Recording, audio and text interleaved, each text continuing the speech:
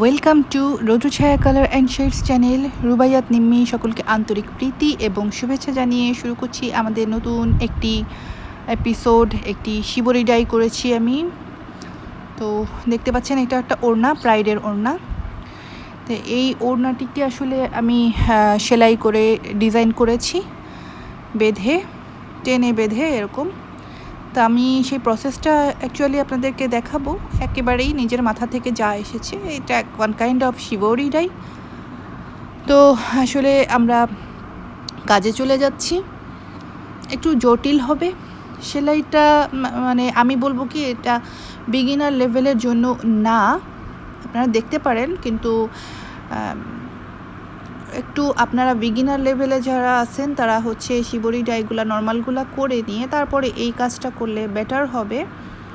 একটু অভিজ্ঞ হয়ে তারপরে কাজটা করলে ভালো হবে, এটাই। তো যাই হোক, আমি একটি সেলাই দেখাচ্ছি, যে সেলাইটা কিভাবে করছি সেটা দেখাচ্ছি। এটা আমি ওড়নাটিকে 2 ভাঁজ করে নিয়েছি এবং ওড়নাটিতে দেখতে পেয়েছিলেন যে একটি অংশে মানে ডিজাইন, একটি অংশে প্লেন ডাই এরকম করে। তো যেই অংশটায় ডিজাইন ছিল সেই অংশের সেলাইটি আমি করছি। খুব খেয়াল করবেন, একটি গ্যাপে, নির্দিষ্ট গ্যাপে আমি চেষ্টা করছি। এখানে স্কেল দিয়ে খুব ইভেনভাবে এটা করা যেত। আমি যেহেতু এটা মানে টাই ডাই এবং এটা একটু এলোমেলো হলেও অনেক বেশি সমস্যা নেই, সেই জন্য আমি একেবারে ইভেন না করে একটু এলোমেলোই করব।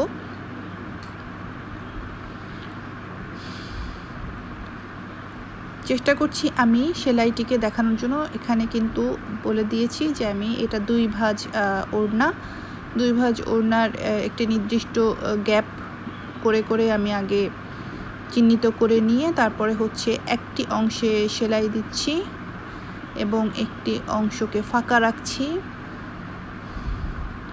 সেলাইটিকে আমি ছোট বড়ভাবে করেছি, ইভেন আনইভেন 2 রকমেরই আছে। আমার ডিজাইনটা যেহেতু ইভেন আনইভেন এভাবে আসবে, তো দেখতে পাচ্ছেন। এবারে আমি একটু দ্রুত ক্যামেরায় করছি কারণ একই সেলাই আমি দেখাচ্ছি, তো তবে একটু প্রক্রিয়াটি জটিল হবে, সেই কারণে হচ্ছে আপনারা একটু মানে মনোযোগ সহকারে দেখবেন।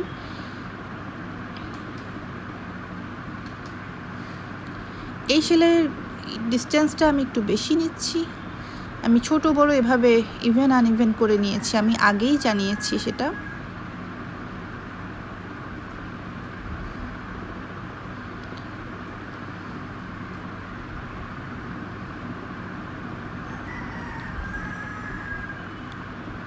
খুব খেয়াল করবেন যে আমার সেলাইগুলো বাঁকা বাঁকা, এভাবে বাঁকা বাঁকা হয়েছে, বাঁকা বাঁকা হয়েছে। তারপরের সেলাইটা আবার সোজা সোজা হয়েছে না।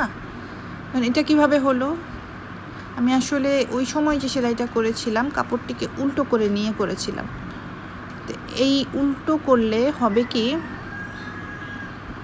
বাঁকা বাঁকা যে সেলাইটি দেখলেন আমি একটু আগে করলাম সেটা উল্টো পাশে হবে সোজা সোজা, এভাবে সোজা সোজা পড়বে।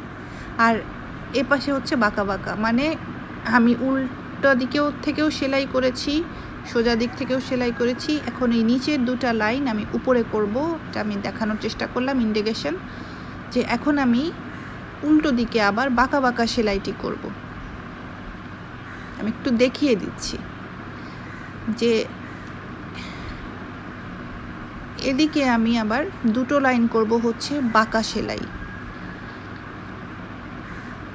আমি একই সেলাই বারবার দেখাচ্ছি বলে এটাকে আমি একটু দ্রুত ক্যামেরায় দেখাচ্ছি, যে আমার এখানে পরপর 2টো লাইন পড়বে বাঁকা সেলাই, আবার আমি উল্টে নিব, উল্টে নিয়ে আমি আবার বাঁকা সেলাই দিব, এভাবে।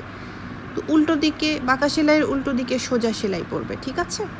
এই যে আমার একটা লাইন করা হয়ে গেল, এরকম আর একটা বাঁকা সেলাই আমি এখানে দেব।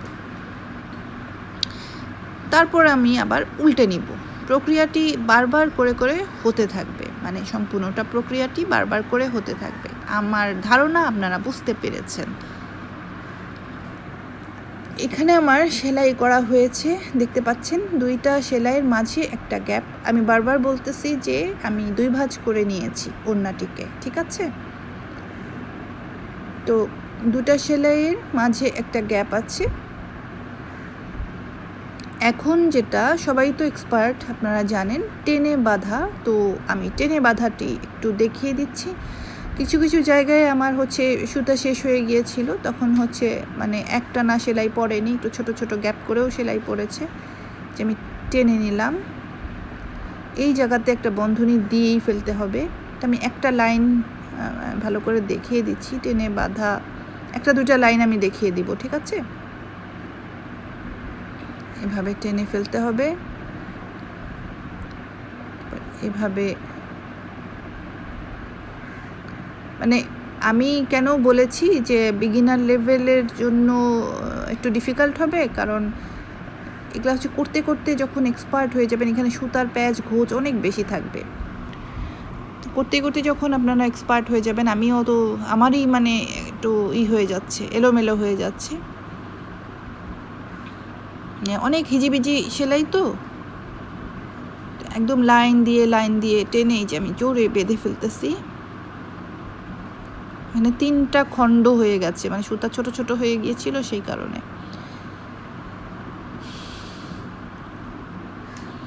আবার আমার হচ্ছে এইটা সেলাইটা উপরে নিচে এভাবে করা আছে, উল্টো দিকেও করা, সোজা দিকেও করা, এভাবে করা আছে বলে আমার কখনো কখনো উল্টিয়ে নিয়েও হচ্ছে টেনে বাঁধতে হবে, কারণ দুটা লাইন উল্টা করে দুটা লাইন সোজা করে এভাবে করা আছে। তখন সুতার মাথা খুঁজে পাওয়ার জন্য আমাকে কাপড়টিকে উল্টে নিতে হবে, উল্টে নিয়ে টেনে বাঁধতে হবে। তো এখানে হচ্ছে মানে একটু আমি বলবো যে জটিল।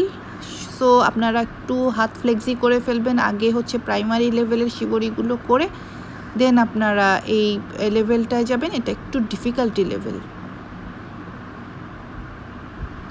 এই যে আমি মোটামুটি শক্ত করে টেনে এই জায়গাটি বেঁধে দেখালাম। এভাবে আমি একটা অংশ ওই যে টেনে বেঁধে করেছি, এত ছোট হয়ে গিয়েছে, এটা দেখতে পাচ্ছেন।